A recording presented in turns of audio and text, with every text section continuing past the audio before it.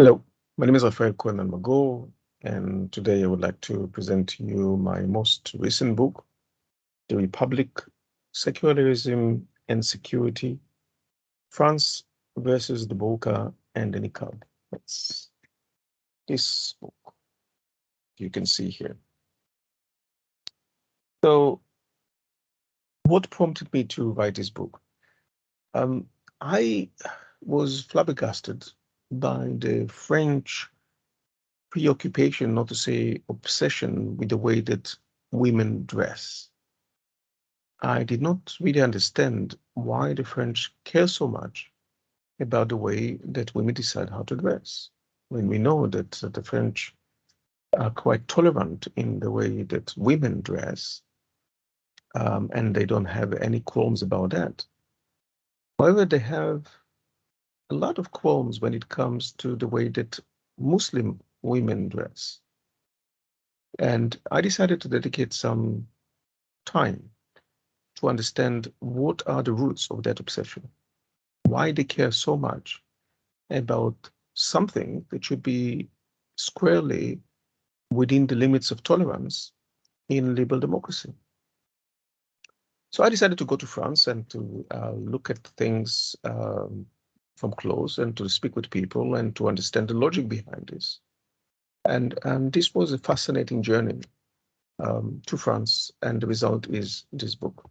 So I want to take you sort of a tour of understanding how the book is structured, what's the logic behind this, and how it is organized. So first I explain what multiculturalism is all about. Because women dress in France in different ways, also because of the culture and religion. And when it comes to Muslim women, they dress the way they decided to dress because of their religion, Islam. And Islam is a minority in France. It's estimated to be 9–10% of the French population are Muslim. And a small minority of them decide to dress with the burqa and the niqab. The burqa is a full veil dress. It covers the women's body, and there's only a small mesh for the eyes for them to see when they walk around. The niqab is similar, however, instead of the mesh, it's opened so you can see only the eyes of the women who dresses with the niqab. The hijab is a scarf that women put around the head, and their face is noticeable. You can see the face is transparent. I discovered, and that was remarkable, that many French people actually do not know the differences between hijab, niqab, and burqa. They think that all one and the same. And that's staggering, that they don't really understand what they're fighting against. They think that everything is just a full cover of the head, the body, and they don't see the differences between these dresses. Now, because there are group rights to dress, which is considered to be a private matter, how people decide to dress. Multiculturalism, of course, is a very pertinent concept. So we start with the concept of multiculturalism. Now, I believe that justice is the most important value in human life. And when we employ certain restrictions, then we want them to be just and reasonable. And therefore, the next section is about justice, the concept of justice, and the concept of reasonableness, in which I explain what justice as fairness means. And here I derive a lot from John Rawls, political philosopher of our time. He died early in this century. And the concept of justice, of course, is very important. Because hijab, niqab, and burqa are confusing concepts in the mind of the French, then the next section describes these three forms of women dress. The second part of the book is about the underpinning values of the French Republic. What comes very vividly when you do research in France is that the French care greatly about the cohesiveness of the republic. After all, now they are in the Fifth Republic, and they don't want that republic to dismantle like the other four republics that were dismantled. So the unity of the republic is of extreme importance for the French people. And in order to understand what are the enshrined values, we have to go back to the French Revolution. The French motto until today is liberté, égalité, fraternité. So I discuss these values, the French motto. And I also explain that with these two, with these values come also the concept of the general will. That means that it is possible for the French to coerce people to be free if there is a reason behind this. And of course, the cohesiveness and the unity of the republic is in their mind, a very reasonable motive to force people to be free. In this instance, to force women to dress the way that the French want and not the way they want. Alongside liberté, égalité, fraternité, there's another important value that stems from the French Revolution. This is laïcité, or if you like, security. And secularism is a very important value in France. They want the public sphere to be secular. And by this appeal to laïcité, they want to enforce secularism on the entire society. And then in the third part of the book, I look at two other factors that shape the republic. And these are the influence of colonialism, and then immigration, and lastly, I also speak about the influence of terrorism. France has been hit quite badly with terrorist attacks in the past 20 years. And the narrative of defending the republic also infiltrate in the debate around how people should dress or how should women dress. And then in the last section of the book, in the name of the republic, banning the Burqa and the Niqab, I look at major arguments that are putting forward in order to prohibit the wearing of the Burqa and the Niqab. And I'm asking whether the banning of the Burqa and the Niqab is just and reasonable.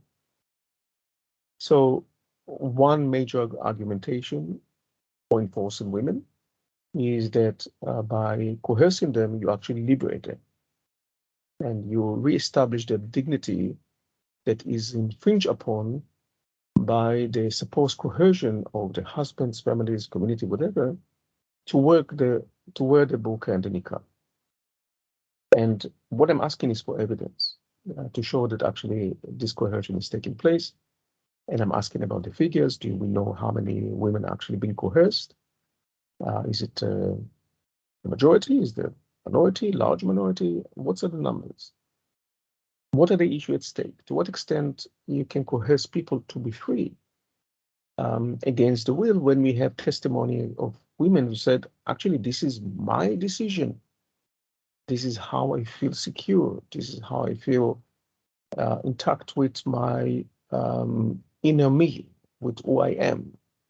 And for some women, religion is extremely important. They believe that's the way they need to dress. So can you come in the name of the republic and force people to be free, even if they don't want it? That's a fair question, I think. I already mentioned that a major argument is to preserve the unity of the republic, the French unity of the republic, and that's an argument that is reiterated by people who wants to coerce people. They also argue that the burqa and the niqab undermine public safety and public order. And the reason behind this is that there were some terrorist attacks in which terrorists were hiding by the burqa and the niqab. And therefore, if it was used for terrorist purposes, then we should ban them. I would ask whether this kind of reasoning is going to play part also when you come to kitchen knives, because they've been using knives in terrorist attack. Should we ban phones because they communicate with phones, so should we ban them? They've been using the internet. Should we ban the internet as well?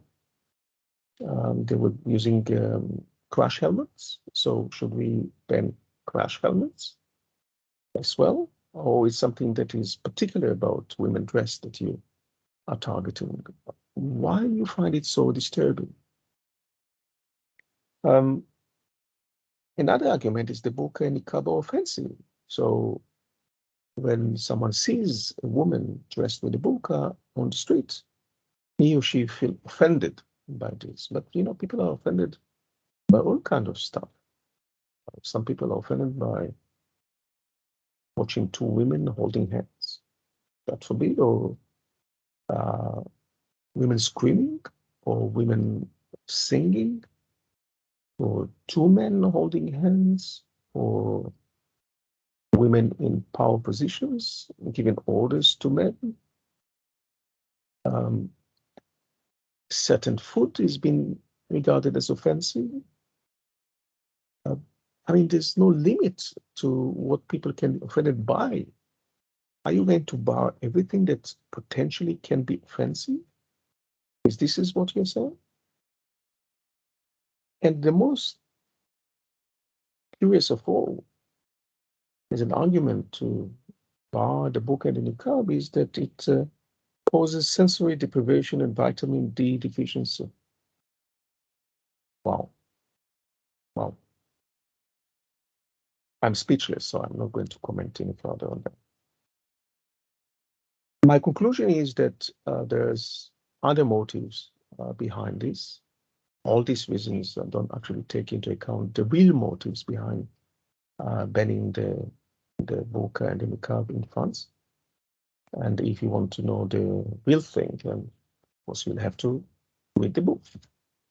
The book is dedicated to a friend of mine, Professor Jake Haywood, who was a colleague of mine at the University of Hull.